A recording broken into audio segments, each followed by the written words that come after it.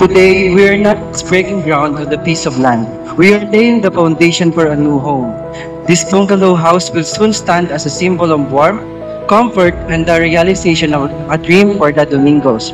It will be a place where memories will be made and where family and friends can gather and share in the joys of life. And now, to officially start the event, may we call on Miss Crystal Banaag for an opening prayer. And may I request the presence of everyone to please stand. Let us bow our head and feel the presence of the Lord. Dear God, thank you for this special day. We are happy to be here and grateful for this chance to start something new. Please bless the Nilaspa construction team. Keep them safe and strong as they work hard to build this project. Help them do their best and work hard together. Please also bless Mr. and Mrs. Domingo, the owners of this project.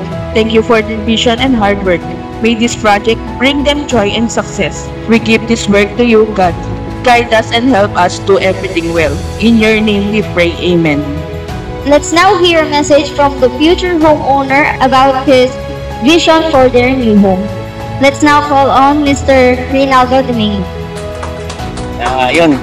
Salamat sa pag-organize.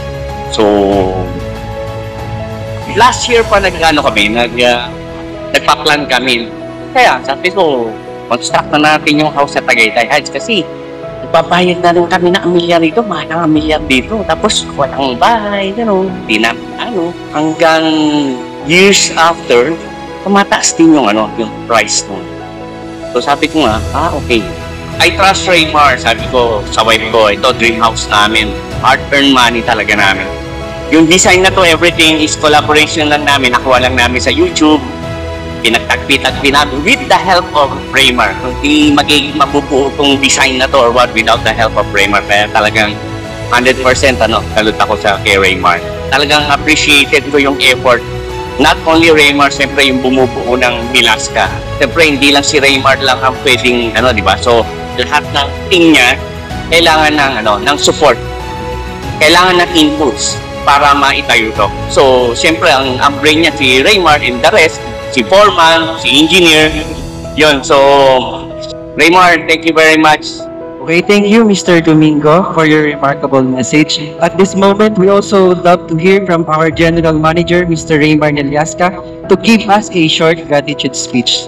Good morning sa ating lahat, sa team. Salamat for the continuous support. First, we want to thank our client for trusting us, Mr. and Mrs. Domingo, lalo kay Sir. Maraming salamat po for trusting us. Yun, looking forward kami na matayo po itong dream home nyo, dream house nyo, Sir. And we also thank to our Lord for the guidance and the blessings as we continue this journey. And ayun, we are here committed to delivering quality, safety, and excellence for this project. And yun, maraming salamat po sa lahat. Now, let's move on to the second part of the program. May I request again Mr. Domingo to please join in front for the actual groundbreaking of the land. For everybody's information, groundbreaking ceremony is a symbolic event that marks the start of to symbolize the transition from plans to physical reality, to introduce or expand on the project, and to get the community excitement and support.